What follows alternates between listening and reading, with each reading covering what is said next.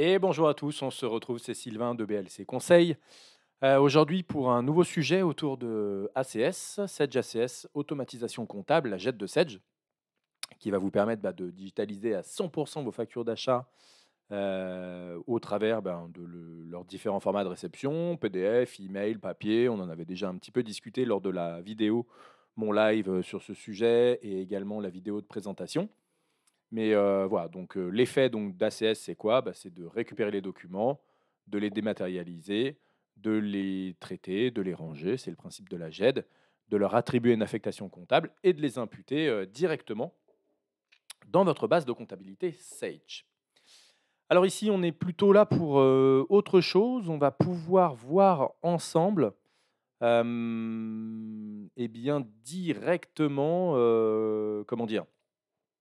Directement, la création d'une société dans ce logiciel. Alors, c'est assez simple. Pour créer une société dans ce logiciel, on se retrouve déjà dans le logiciel. Nous voici ici donc dans ACS, hein, vous connaissez maintenant l'interface. Je suis allé dans le module administration société. Alors évidemment, il faut être administrateur, hein, pour créer une société dans ACS. Donc quand vous allez dans ce module-là, vous allez vous retrouver ici dans la partie société. Vous allez pouvoir ajouter une société. OK, on va lui donner un petit nom. Donc là, on va aller se connecter à la base bijoux. OK. Donc ça, c'est le nom dans le système. Donc vous pouvez complètement lui donner un autre nom que son nom SQL Server. Par exemple, si je veux l'appeler Société Bijoux Vente de bracelets, j'aurai aucun problème ici pour lui donner ce nom-là. Par contre, ici, ça, c'est bien son nom. Donc SQL, hein, c'est le nom de la base de données comme il est donc dans SQL Server. Il n'y a pas le point MAE à la fin, puisqu'encore une fois, on se tape sur la base de comptabilité. Donc l'extension, c'est bien point .MAE. On ne le met pas ici, ce n'est pas nécessaire, mais on met bien le bon nom de la base de données. On va pouvoir ici activer différentes options. On y reviendra sur d'autres tutos, mais notamment la récupération des modèles de saisie, l'activation du rattachement analytique automatique.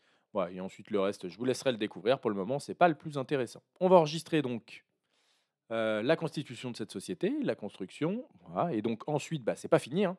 Il va falloir qu'on vienne paramétrer le connecteur, hein, parce qu'on est encore sur une base de données serveur. En tout cas, elle est installée sur un serveur. Donc effectivement, on a beau ici être en 100% web, on va devoir aller rattacher ce site web directement à notre base de données Sedge. Alors, pour faire ça, on va déjà attendre ici que ça soit lancé. OK, on y reviendra donc peut-être plus tard. On va aller donc sur notre serveur. Donc nous voici ici, hop, dans notre petit serveur. Donc je viens d'installer ma console d'administration. On verra autre tuto pour pouvoir faire cela. Et donc on a ici, voilà, une console d'administration ACS. Premier point ici, on va faire la connexion vers l'URL Azure. L'URL Azure, c'est l'URL que vous retrouvez ici, d'accord? Donc là, on va avoir donc toute notre petite URL. On va récupérer cette URL. Alors faites attention, HTTPS, vous voyez ici, et par défaut dans le site, par défaut c'est aussi HTTPS, oui. Je pensais que ce n'était pas le cas. Hop là, je colle ici donc mon SQL Azure, d'accord. Je vais pouvoir ici me connecter avec mon login. Donc il faut, c'est le même login, hein, que la vidéo sur la première connexion. Alors bien évidemment, il faut avoir des droits administrateurs à nouveau, hein, parce que sinon, vous n'allez pas pouvoir faire grand-chose à ce niveau-là. Voilà, donc en tout cas ici, vous vous connectez avec les mêmes logins Azure que vous avez créés sur la plateforme ou bien qui vous ont été envoyés par Sedge. Vous allez ensuite pouvoir ici vous connecter. OK. Donc là, on est en train de se connecter à la plateforme.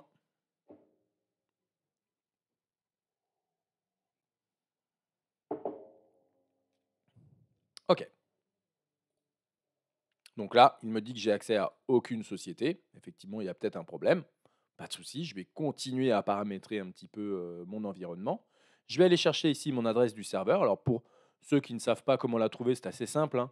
Vous allez lancer ici SQL Server Management Studio. Voilà, donc on va le lancer. Et le nom du serveur de la base Sedge, logiquement, on va dire dans la plupart des cas, apparaît tout de suite à la connexion de cet outil. Donc là, on va le laisser se lancer tranquillement. Voilà, et là vous voyez, ça c'est le nom de mon serveur. Je vais pouvoir me connecter, mais globalement, je n'ai pas besoin d'aller plus loin. Je vais ici coller le nom de mon serveur. Donc, vous voyez, c'est celui-là. OK. Et je vais pouvoir ici enregistrer cette modification. OK.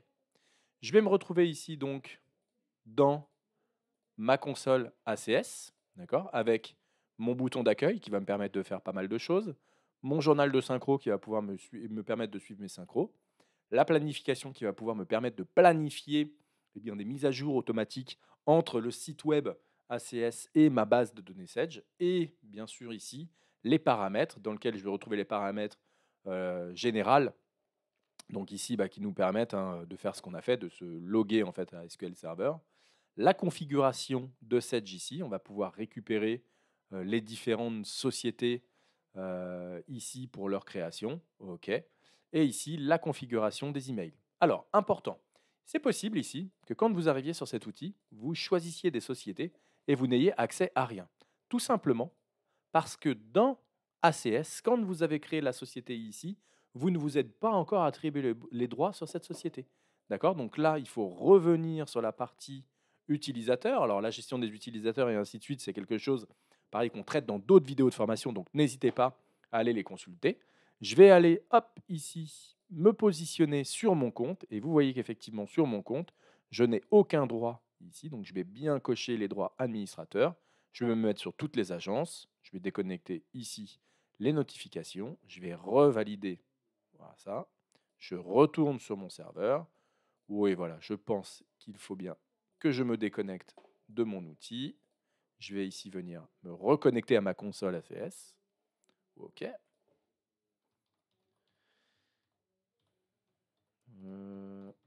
Hop.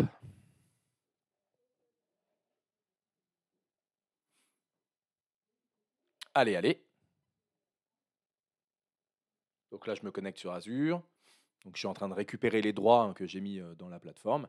Et là, vous voyez tout de suite que je vois, j'ai bien accès ici à la société Bijou. C'est une société qui est non configurée. Donc dans la partie paramètres, configuration Sage, je retrouve ici ma société Bijou. D'accord?